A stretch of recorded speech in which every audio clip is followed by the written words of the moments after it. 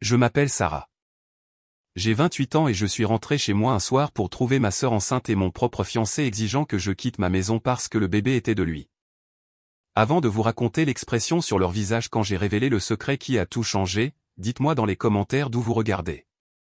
C'est une histoire incroyable, et je pense que vous voudrez rester jusqu'à la fin. Cette histoire commence réellement il y a 9 ans avec un héritage. Ce n'était pas une fortune colossale, juste la maison où mes grands-parents avaient vécu pendant 50 ans. C'étaient les personnes les plus gentilles et les plus stables de ma vie, et quand ils sont décédés à quelques mois d'intervalle, j'ai eu l'impression que mon monde avait perdu son point d'ancrage. Ils m'ont laissé leur maison, une solide maison de 4 chambres sur 3 hectares de terrain qui avait connu des jours meilleurs. Pour moi, ce n'était pas seulement une propriété, c'était la dernière partie d'eux qu'il me restait. C'était un palais de souvenirs. La maison avait une bonne structure, mais elle avait besoin d'énormément de travaux. J'avais 19 ans, je faisais mes études dans un collège communautaire, mais j'ai promis à eux et à moi-même que je la ramènerais à la vie. Pendant les 9 années suivantes, cette maison est devenue l'œuvre de ma vie. Chaque dollar de mon salaire, chaque week-end, chaque jour férié a été investi dans sa restauration.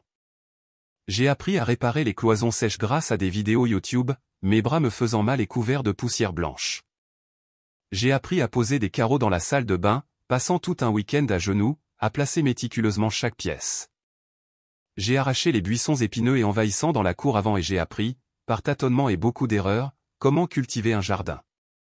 Je me souviens de la première année où une seule rose parfaite a éclos sur un buisson que j'avais ramené de près de la mort. J'ai vraiment pleuré. Cette maison n'était pas juste du bois et des clous. C'était mon sanctuaire, mon fond d'études sous forme physique, ma valeur ajoutée par le travail, ma fierté. C'était moi. Ma relation avec ma sœur cadette, Jessica, a toujours été tendue. Elle a 4 ans de moins, et d'aussi loin que je me souvienne, elle a toujours été le soleil autour duquel notre famille gravite. J'ai des albums photos remplis de preuves, Jessica à son récital de danse, Jessica avec son trophée de soccer, Jessica rayonnante avec une tiare à son 16e anniversaire. Je suis généralement à l'arrière-plan, une silhouette floue au bord du cadre, juste heureuse d'être incluse.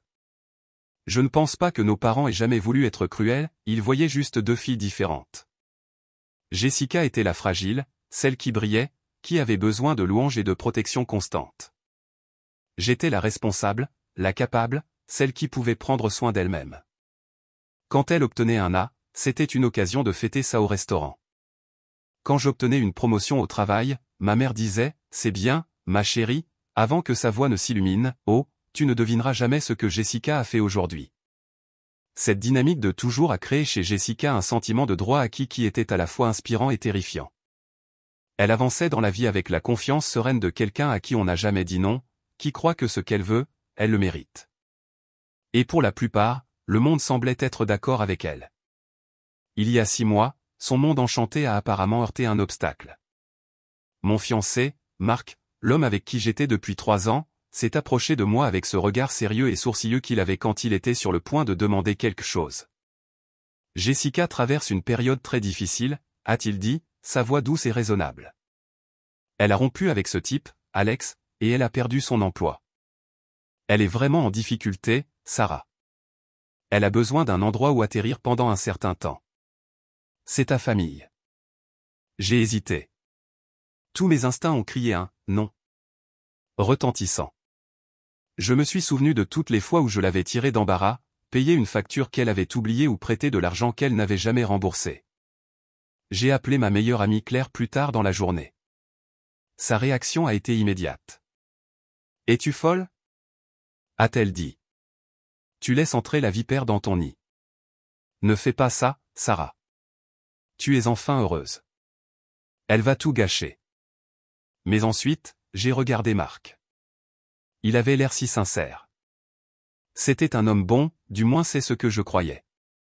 Sa caractéristique principale était son désir de maintenir la paix, d'aplanir tout conflit. Et il avait raison sur un point, Jessica était ma sœur. On aide sa famille quand elle est dans le besoin. C'est ce que font les bonnes personnes. C'est ce que mes grands-parents auraient fait. D'accord, ai-je soupiré, faisant taire les sonnettes d'alarme dans ma tête. Elle peut rester dans la chambre d'amis, mais juste temporairement, jusqu'à ce qu'elle se remette sur pied. C'était ma première erreur, une erreur catastrophique qui a changé ma vie. Les premières semaines ont été trompeusement calmes, le calme avant la tempête. Jessica était sur son meilleur comportement, restant surtout dans sa chambre, pleine de soupirs tristes et de déclarations dramatiques sur sa terrible chance. J'ai ressenti une pointe de sympathie. Peut-être que Claire avait tort. Peut-être qu'elle avait enfin grandi. Puis la campagne a commencé. C'était subtil au début. Je suis rentré du travail après une longue journée pour trouver les meubles de mon salon, que j'avais minutieusement disposés pour une lumière et un confort optimaux, complètement réarrangés. Mon fauteuil de lecture confortable était poussé dans un coin sombre. C'est juste qu'il y a un meilleur feng shui comme ça, tu ne trouves pas? A-t-elle dit, ne demandant pas, mais m'informant alors qu'elle se limait les ongles sur mon canapé. Quelques jours plus tard, j'ai ouvert le réfrigérateur pour faire une salade et j'ai constaté que tous les légumes frais et biologiques que j'avais achetés au marché avaient disparu. À leur place, il y avait des pots de crème glacée, des pizzas surgelées et des sodas sucrés. Oh, désolé, a-t-elle gazouillé, sans une once d'excuse. Je ne supporte pas toute cette nourriture pour lapin. Je t'ai rendu service en débarrassant le bazar. C'était une espèce envahissante, qui étouffait lentement mais sûrement ma vie et la remplaçait par la sienne. Ma tasse à café préférée, une simple tasse en céramique que j'avais depuis mon premier appartement, a disparu. À sa place sur le crochet, il y avait une chose rose criarde et scintillante avec une licorne dessus. Quand j'ai demandé où était ma tasse, elle a haussé les épaules. Je pense qu'elle s'était bréchée. Je l'ai jetée. Celle-ci est bien plus mignonne. De toute façon, elle me traitait comme une colocataire indésirable et dépassée dans ma propre maison. Elle se plaignait du bruit que je faisais en me préparant pour le travail à 7 heures du matin. Elle laissait des notes passives-agressives sur la façon dont je chargeais mal le lave-vaisselle, tout en ne contribuant pas un seul dollar à l'hypothèque, au service public ou à l'épicerie. Marc, mon fiancé épris de paix, était pire qu'inutile. Il était un complice. Elle essaie juste de faire en sorte que cet endroit ressemble à la maison, ma chérie, disait-il en me tapotant le bras d'un air désinvolte lorsque j'essayais d'exprimer ma frustration. Elle a une perspective nouvelle. Tu dois admettre que le salon a l'air plus moderne. J'ai commencé à remarquer à quel point il appréciait ça, perspective nouvelle. Leur rire s'échappait du salon pendant que j'étais dans la cuisine à préparer le dîner pour nous trois.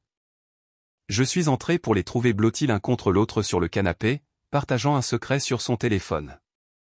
Ils se sont écartés en me voyant, non pas avec la culpabilité d'une liaison, mais avec l'agacement d'un club privé dont la réunion venait d'être interrompue par un concierge. Un œuf froid et lourd d'appréhension a commencé à se former dans mon estomac. C'était un sentiment que je connaissais trop bien depuis mon enfance, le sentiment d'être à l'extérieur en train de regarder à l'intérieur, d'être secondaire dans ma propre vie. La tension a mijoté pendant des mois, une fièvre légère qui me laissait constamment sur les nerfs. Le point de rupture, le moment où j'ai su que je devais agir, est survenu un mardi soir. Je suis rentré du travail un peu plus tôt, épuisé et prêt à passer une nuit tranquille. En descendant le couloir, j'ai entendu leurs voix étouffées provenant de la pièce de rechange que j'utilisais comme bureau à domicile. J'ai poussé la porte. Ils étaient penchés sur mon ordinateur portable, l'écran brillant sur leur visage. J'ai vu des graphiques. J'ai vu des taux d'intérêt. J'ai vu le logo d'une grande banque. Ils cherchaient des règlements de divorce et des options de refinancement hypothécaire pour ma maison. Qu'est-ce que vous faites tous les deux? Ma voix était calme, mais elle a traversé l'air comme un éclat de verre. Ils ont sursauté comme s'ils avaient été électrocutés. Marc a refermé l'ordinateur portable si fort que le plastique a craqué en signe de protestation. Sarah, tu es rentrée tôt. Son visage était rouge betterave, une goutte de sueur sur sa tempe. Nous cherchions juste des idées de design, a dit Jessica, se reprenant avec la rapidité d'une menteuse chevronnée, en pensant à des façons d'augmenter la valeur de la propriété, pour toi, bien sûr, pour moi. L'audace, le mensonge éhonté, m'a coupé le souffle. Il ne faisait pas que dépasser les bornes, il complotait. Une image horrible et malsaine a commencé à se former dans mon esprit, un puzzle de chuchotements, de regards partagés et de sessions informatiques tardives. On me poussait hors de ma propre vie, un coussin réarrangé à la fois. Éloignez-vous de mon ordinateur, ai-je dit, ma voix serrée d'une rage que je pouvais à peine contenir, et arrêtez de faire des plans pour une maison qui n'est pas la vôtre. La dispute qui a suivi a été la plus laide que nous ayons jamais eue. Marc m'a accusé d'être paranoïaque et inhospitalière. Jessica, les larmes aux yeux qui n'atteignaient pas son regard froid et calculateur, m'a accusé d'être jalouse du lien spécial entre elle et Marc. Ils étaient une équipe, un front uni de gaslighting et de manipulation. Ils ont retourné ma colère légitime contre moi, me faisant sentir comme la folle. Cette nuit-là, je suis resté éveillé dans mon lit, fixant le plafond, la maison me paraissant étrangère et hostile autour de moi. Je savais alors, avec une certitude absolue, que cela devait cesser. Je parlerai à Marc seul le lendemain. Je lui donnerai un ultimatum, c'était soit Jessica, soit moi. Je n'en ai jamais eu l'occasion. Ils ont fait leur premier pas. Le lendemain soir, j'ai franchi la porte d'entrée pour tomber dans une embuscade. C'était mis en scène. Marc et Jessica étaient assis côte à côte sur le canapé, leurs mains jointes sur leurs genoux. Il y avait un air de cérémonie grave, comme un roi et une reine sur le point de faire une proclamation royale à un humble sujet. « Sarah, nous devons avoir une réunion de famille », a dit Marc, sa voix lourde d'une fausse solennité. Je suis resté là, mon sac de travail me rentrant dans l'épaule, et je les ai juste regardés. Jessica avait un petit sourire triomphant sur les lèvres. Elle a posé une main protectrice, presque théâtrale, sur son ventre. « Je suis enceinte », a-t-elle annoncé, ses yeux fixés sur les miens, brillants de victoire, et Marc est le père. Les mots ne sont pas seulement restés en suspens dans l'air, ils ont explosé. Le sol a semblé s'effondrer sous mes pieds. C'était une sensation physique, une violente secousse dans mon ventre si intense que j'ai dû agripper le dossier d'une chaise pour rester debout. Mon audition s'est brouillée, un sifflement aigu qui a noyé tout sauf les battements frénétiques de mon propre cœur. J'ai regardé Marc, l'homme dont j'avais accepté la demande en mariage, l'homme dont j'avais imaginé avoir des enfants. Il n'a pas croisé mon regard. Il fixait un poing sur le mur juste au-dessus de mon épaule, sa mâchoire si serrée qu'un muscle tressaillait. Avant que je puisse former un seul mot, avant même que mon cerveau puisse commencer à traiter les deux niveaux de cette monstrueuse trahison, Jessica a continué, sa voix dégoulinant d'une sympathie doucereuse et fausse. Alors, évidemment, avec l'arrivée du bébé, nous allons avoir besoin de plus d'espace, d'une vraie chambre d'enfant. Nous aurons besoin de votre chambre principale. Nous pensions que tu pourrais emménager dans la plus petite chambre d'amis, mais honnêtement, elle a fait une pause pour un effet dramatique, il vaut probablement mieux que tu trouves ton propre logement. Trouver mon propre logement. Les mots ont résonné dans le silence rugissant de mon esprit. Ils ne faisaient pas que m'annoncer leur liaison, ils m'expulsaient de la maison que mes grands-parents m'avaient laissée, de la maison que j'avais construite de mes propres mains. Marc a finalement parlé, sa voix toujours dirigée vers le mur comme s'il s'adressait à un fantôme. Nous avons déjà trouvé un super petit studio pour toi au centre-ville, Sarah. Tout est réglé. Nous avons même payé la caution pour le premier mois de loyer. Tu peux déménager d'ici la fin de la semaine. L'audace pure, absolue et stupéfiante de la chose est ce qui a finalement percé le choc paralysant. Ils ne m'avaient pas seulement trahi, ils avaient méticuleusement planifié ma disparition. Ils avaient discuté de mon avenir, pris des décisions exécutives concernant ma vie et dépensé de l'argent pour ma prochaine résidence, le tout à mon insu et sans mon consentement. Je n'étais pas une personne pour eux. J'étais un obstacle à gérer, un meuble encombrant à déplacer. Jessica, prenant mon silence stupéfait et horrifié pour de la reddition, s'est levée avec un soupir de magnanimité théâtrale. « Je vais t'aider à commencer à faire tes valises », a-t-elle dit, sa voix vive et condescendante, comme si elle me rendait le plus grand service du monde. Elle a commencé à marcher vers ma chambre principale, avec l'intention claire d'emballer ma vie et mon identité. Et c'est à ce moment-là que quelque chose à l'intérieur de moi s'est brisé. Ce n'était pas un claquement bruyant et dramatique. C'était une fracture silencieuse, froide et définitive. La douleur, le choc, la nausée, tout s'est estompé, remplacé par un calme glacé et cristallin. Dans ce moment de clarté absolue, j'ai pensé à mes grands-parents. J'ai pensé à la promesse que je leur avais faite, de chérir cette maison, de la remplir de vie et d'amour. J'ai pensé à chaque écharde sous mes ongles, à chaque goutte de sueur qui était tombée sur ces planchers. Et puis j'ai regardé ma sœur. Elle tendait la main vers la poignée de ma chambre. Elle s'est arrêtée. Elle a dû voir le changement dans mon expression, la tempête qui s'amoncelait derrière mes yeux. Pour couvrir son hésitation, elle s'est retournée et s'est dirigée vers ma bibliothèque. Elle a ramassé une petite boîte à musique en bois, son vernis usé et lisse avec l'âge. Ma grand-mère me l'avait offerte pour mon 10e anniversaire. Elle jouait « You Are My Sunshine », la chanson qu'elle me chantait. C'était mon bien le plus précieux. Cette vieille chose ? A dit Jessica, la tenant du bout des doigts comme si c'était un déchet. Qui garde même ces cochonneries ? Elle a fait un geste pour la jeter dans la poubelle voisine. Ne touche pas ça. Ma voix était basse, plate, mais elle portait un poids qui la arrêtait net. Elle s'est figée, sa main planant au-dessus de la poubelle. Ne touche pas ça, ai-je répété, prononçant chaque mot comme un éclat de glace. Tu touches à mes affaires. Je l'ai dépassé, mes mouvements délibérés, robotiques. Je suis allé au lourd buffet en chêne dans le coin de la pièce, celui que mon grand-père avait construit de ses propres mains. C'était là que je gardais les choses importantes, les choses qui comptaient, les choses qui prouvaient la propriété. Marc a commencé à dire quelque chose, un pathétique, suppliant, « Sarah, ne rends pas les choses plus difficiles qu'elles ne le sont déjà. » Je ne l'ai pas écouté. Mes doigts, étonnamment stables, ont trouvé la poignée en laiton froid du tiroir du bas. Je l'ai ouvert. À l'intérieur, niché parmi de vieux albums photos et des lettres, se trouvait un épais dossier de format juridique. Je l'ai sorti et suis retourné à la table basse. Je ne l'ai pas jeté. Je l'ai posé. Le son était doux, mais dans l'atmosphère tendue et chargée de la pièce, il a résonné comme un coup de marteau. Jessica a raillé, essayant de reprendre le contrôle. Qu'est-ce que c'est ? Ton journal intime. Vas-tu écrire à quel point nous sommes méchants ? Non, ai-je dit, sans la regarder. Mes yeux étaient fixés sur Marc. Marc, tu as dit à Jessica que toi et moi étions copropriétaires de cette maison, n'est-ce pas ? Que tu avais une participation financière, que tu étais un investisseur ? Le visage de Marc est passé d'une couleur chair à un blanc pâteux et maladif.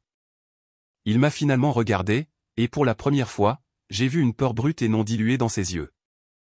Il a commencé à bégayer. Eh bien, je veux dire, j'ai aidé avec l'épicerier. Silence, ai-je dit. Le mot n'était pas une demande. Il s'est tu. J'ai ouvert le dossier. À l'intérieur, vierge et protégé dans une lourde pochette en plastique, se trouvait l'acte de propriété de la maison. Je l'ai fait glisser et l'ai posé à plat sur la table, lissant ses bords nets de ma main. Le papier était épais, officiel, estampillé du sceau du comté. Mon nom y figurait, tapé à l'encre noire claire, Sarah Miller. Et en dessous, dans l'espace réservé à un deuxième propriétaire, il n'y avait rien, juste une ligne vide et accablante. Il y a une chose amusante à propos de cette maison, Jessica, ai-je dit. Ma voix était calme et égale comme un lac gelé. Elle fait partie de l'héritage que j'ai reçu de mes grands-parents. Chaque centime qui a été utilisé pour la compte, chaque paiement hypothécaire des 9 dernières années, chaque facture d'impôt foncier provient directement de mon compte bancaire, de mon salaire, de mon dur labeur. J'ai finalement levé les yeux du document pour croiser les siens. Son sourire suffisant et triomphant avait disparu, figé sur son visage comme un masque grotesque d'incrédulité. Marc n'a jamais contribué ne serait-ce qu'un seul centime à cette propriété, ai-je poursuivi, ma voix gagnant en force à chaque mot de vérité. Son nom n'est pas sur le prêt hypothécaire. Il n'est pas sur l'assurance. Et il n'est certainement pas, j'ai tapoté l'acte de propriété avec mon index, le son sec et définitif résonnant dans la pièce silencieuse, là-dessus. Cette maison est à moi, ai-je déclaré, ma voix vibrant d'une puissance que je ne soupçonnais pas posséder. À moi seul. Et vous deux, mon regard a balayé les deux traîtres assis sur mon canapé, dans ma maison, êtes des invités. Et votre visite est officiellement terminée. Le silence qui a suivi a été le son le plus profondément satisfaisant que j'ai jamais entendu. C'était un silence dense, lourd, rempli du bruit de leur monde arrogant et égoïste qui se brisait en 1000 morceaux. Le visage de Jessica, qui rayonnait de triomphe quelques instants auparavant, s'est effondré. La couleur s'en est allée, laissant derrière elle un blanc pâteux et marbré. Sa bouche s'ouvrait et se fermait, mais aucun son n'en sortait. Elle ressemblait à un poisson sur un quai, haletant à la recherche d'air pour une réalité qui n'existait plus. Marc avait l'air d'avoir été frappé physiquement.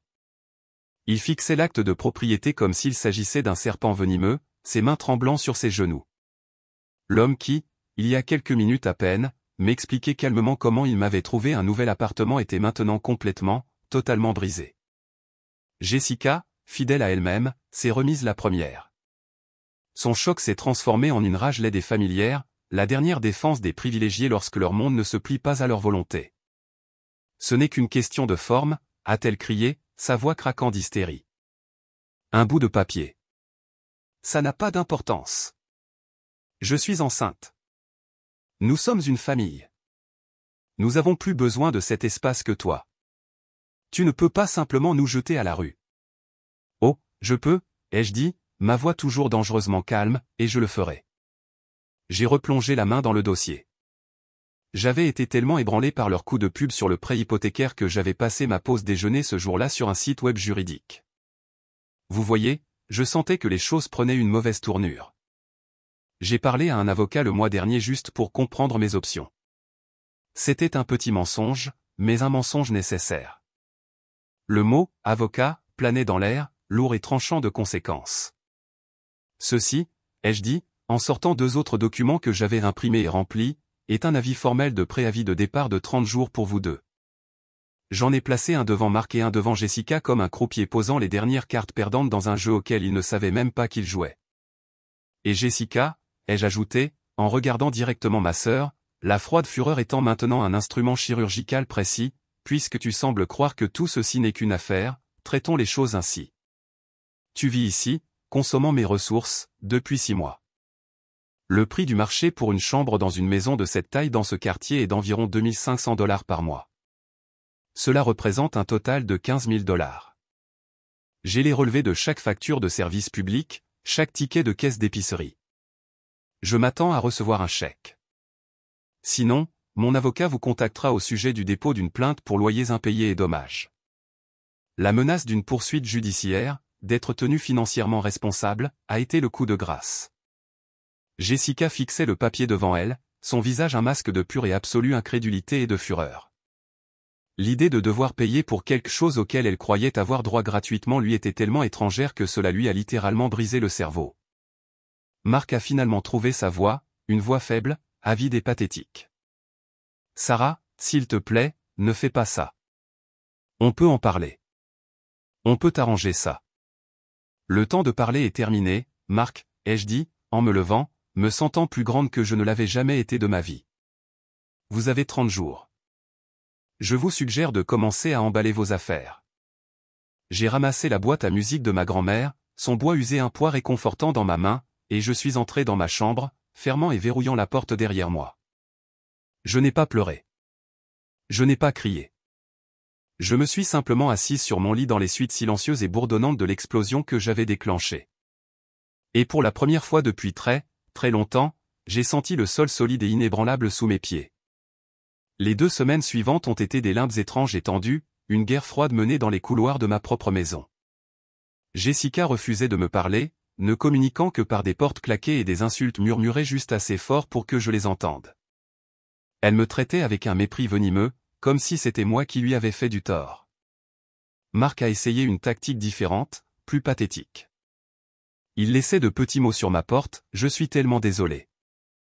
S'il te plaît, parle-moi. » Comme si quelques mots griffonnés pouvaient défaire le gouffre de sa trahison. Il essayait de m'attraper dans le couloir, son visage un masque pathétique de remords. Mais j'ai vu ce que c'était. Il n'était pas désolé pour la trahison, il était désolé de s'être fait prendre. Il était désolé que sa vie confortable et subventionnée s'effondre. Un soir, environ une semaine avant la fin du préavis de 30 jours, il m'a coincé dans la cuisine alors que je préparais une tasse de thé. Il avait l'air terrible. Ses yeux étaient injectés de sang, ses vêtements étaient froissés et il avait l'air de ne pas avoir dormi depuis des jours. Il n'était pas là pour s'excuser, pas vraiment. Il était là pour négocier. « Sarah, écoute, je sais que j'ai merdé », a-t-il commencé, sa voix un gémissement bas et suppliant. « Je sais que j'ai merdé, mais tout ça, c'est la faute de Jessica. Tu sais comment elle est. Elle a ses idées en tête. Elle est tellement manipulatrice. Elle a tout déformé. » Il essayait en fait de la blâmer, de se dépeindre comme sa victime malheureuse. La lâcheté était stupéfiante. Nous n'avons pas besoin d'aller au tribunal. Nous pouvons arranger ça. Peut-être que tu peux juste nous laisser rester jusqu'à la naissance du bébé, juste pour avoir une certaine stabilité pour les modalités de garde. Je l'ai juste regardé, mon visage un masque vide. L'homme que je pensais autrefois épouser, l'homme que j'avais aimé, était maintenant un parfait inconnu pour moi, un parasite faible et géniard. Je n'ai pas dit un mot. J'ai juste marché jusqu'à la table de l'entrée où une grande enveloppe en papier craft était posée depuis un jour. Je l'ai ramassée et la lui ai tendue. « Qu'est-ce que c'est » a-t-il demandé, sa voix méfiante. « C'est une copie de la demande d'expulsion, ai-je dit, ma voix dépourvue de toute émotion.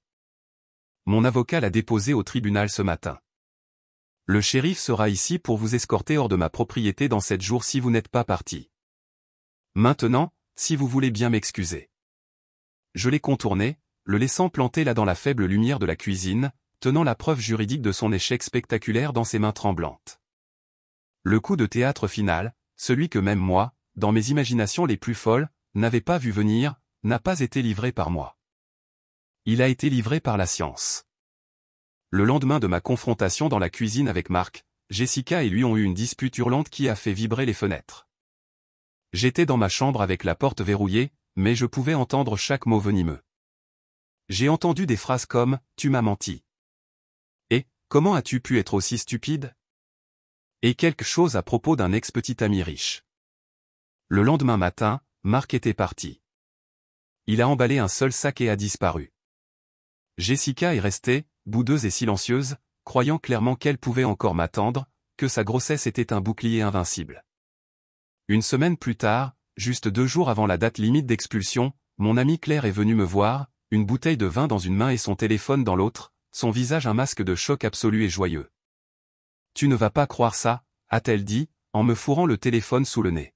« Tu dois lire ça maintenant. » C'était un message anonyme sur un forum communautaire local, un site où les gens exposaient leurs griefs. Le message était intitulé « Ma petite amie a menti sur une grossesse pour me piéger ». Les détails étaient si précis, si crus, qu'il ne faisait aucun doute sur l'identité de celui qui l'avait écrit. Il s'agissait d'un homme qui fulminait avec la fureur d'un imbécile méprisé. Il a écrit qu'après leur grosse dispute, ses soupçons avaient pris le dessus. Il s'était souvenu que Jessica parlait de son ex-petit ami, Alex, et de sa famille riche. Poussé par une paranoïa désespérée et de dernière minute, il avait exigé qu'elle fasse un test de paternité prénatale, l'un de ces nouveaux tests avancés que l'on peut faire au début de la grossesse avec juste une prise de sang. Il a écrit qu'il venait de recevoir les résultats ce matin, probabilité de paternité, 0%. Le message était un torrent d'humiliation et de rage. Il a écrit qu'elle avait finalement avoué. Elle avait vu son ex-petit ami riche en secret tout le temps. Le bébé était le sien. Elle avait concocté tout le stratagème pour semer la discorde entre Marc et moi, espérant obtenir un endroit stable pour vivre et manipuler Marc pour qu'il s'engage à long terme, obtenant ainsi une maison gratuite et un imbécile dévoué pour élever l'enfant d'un autre homme. Elle avait parié que Marc était trop faible et trop épris pour jamais le remettre en question. Elle avait presque raison. Le message était une autoflagellation publique. Marc n'était pas seulement un tricheur, il était la dupe, la victime, le pigeon dans une escroquerie beaucoup plus vaste et humiliante. Ce soir-là, Jessica a fait ses valises. Il n'y a eu ni drame, ni confrontation finale, ni adieu larmoyant. Elle a simplement passé un coup de fil. 1 heure plus tard, une élégante Mercedes noire que j'ai reconnue comme appartenant à son ex-petit ami s'est garée dans mon allée. Elle a traîné ses valises hors de la porte d'entrée sans un seul mot pour moi, sans même un regard en arrière. Elle s'est simplement évanouie dans la nuit comme un mauvais rêve au lever du soleil. Après son départ, la maison était silencieuse. C'était un silence si profond qu'il semblait être une présence physique. Pendant les premiers jours, je suis juste passé d'une pièce à l'autre, touchant les murs, les meubles, comme si je me présentais à nouveau à ma propre vie. Je reprenais possession de mon espace. J'ai jeté la tasse scintillante à motif de licorne avec un fracas satisfaisant au fond de la poubelle. J'ai remis les meubles du salon à leur place, là où le soleil du matin frapperait ma chaise de lecture juste comme il faut. J'ai acheté de la sauge et les brûlé dans chaque coin, un rituel pour purifier l'air de leurs mensonges et de leur présence. J'ai frotté chaque surface comme si je pouvais effacer leurs souvenirs du bois et du plâtre de la maison.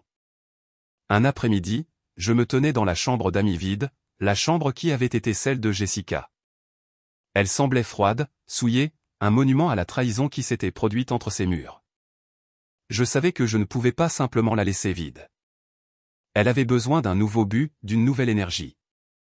Une idée a commencé à se former, une façon de transformer ce chapitre laid et douloureux en quelque chose de bien, quelque chose de significatif. J'ai pensé à mon grand-père, un homme gentil et généreux que tout le monde dans la famille appelait Poppy. Il avait toujours l'habitude de dire qu'une maison n'est pas un foyer tant qu'on ne la partage pas, tant que sa chaleur ne touche pas plus que soi. J'ai passé le mois suivant sur un nouveau projet. Je ne faisais pas que restaurer une pièce, je pratiquais un exorcisme. J'ai peint les murs d'une chaude teinte apaisante de vert sauge. J'ai acheté un nouveau lit confortable avec du linge de maison doux et de haute qualité. J'ai trouvé un petit bureau solide dans un marché aux puces et je l'ai refait moi-même. J'ai accroché des gravures simples et belles de dessins botaniques sur les murs. Je créai un havre de paix. Puis, j'ai passé un coup de fil. J'ai contacté un refuge pour femmes locales, un organisme qui aide les femmes à sortir de situations de vie abusive ou toxiques. Je leur ai raconté mon histoire, ou du moins une version de celle-ci. Je leur ai dit que j'avais une chambre, un espace sûr, privé et magnifique, et que je voulais l'offrir gratuitement pendant un mois ou deux à une femme qui avait juste besoin d'un endroit pour se poser, un endroit pour respirer, un endroit pour se remettre sur pied. Je l'ai appelée « la chambre de Poppy ». Mon parcours n'était pas axé sur la vengeance. Je m'en suis rendu compte alors que j'accrochais la dernière photo au mur de cette chambre propre et paisible. La vengeance est un feu chaud et désordonné qui vous consume. Ce que j'ai ressenti, c'était un sens froid et net de la justice, d'échelle rééquilibrée. Il s'agissait de reprendre non seulement ma maison, mais aussi mon respect de moi-même. Il s'agissait de transformer l'expérience la plus laide de ma vie en une source de force et d'espoir pour quelqu'un d'autre. Il s'agissait d'honorer mes grands-parents de la manière la plus sincère que je connaissais. Il y a quelques jours, j'ai accueilli la première résidente de la chambre de Poppy. C'était une femme dans la cinquantaine, une survivante d'un long mariage émotionnellement abusif. Ses yeux étaient fatigués, mais ils étaient pleins d'une force féroce et tranquille que j'ai reconnue immédiatement. Elle avait une petite valise et une boîte en carton avec son nom dessus. C'était tout ce qui lui restait d'un mariage de 30 ans. Alors que je lui tendais la clé de la chambre, une clé en laiton simple et brillante, elle m'a regardé, les yeux remplis de larmes. « Je ne sais pas comment vous remercier », a-t-elle murmuré, sa voix étranglée par l'émotion. J'ai juste souri, un sourire vrai et sincère qui a atteint jusqu'à mes yeux. « Vous n'avez pas à le faire », ai-je dit. « Prenez juste une grande respiration. Vous êtes en sécurité maintenant. Bienvenue chez vous. » Et alors que je la regardais fermer la porte de son nouveau sanctuaire temporaire, je me tenais dans le couloir de ma maison, et je savais de tout mon être que j'étais enfin vraiment chez moi, moi aussi. Merci beaucoup d'avoir écouté mon histoire. Ce n'était pas facile à partager, mais j'espère que ça aidera quelqu'un qui pourrait se sentir petit dans sa propre vie. Quelle est la chose que vous avez faite pour reprendre possession de votre propre espace ou de votre propre pouvoir? J'aimerais en lire plus dans les commentaires. Et si vous avez trouvé une quelconque valeur à cela, veuillez envisager d'aimer cette vidéo et de vous abonner pour plus d'histoires. Ça aide vraiment.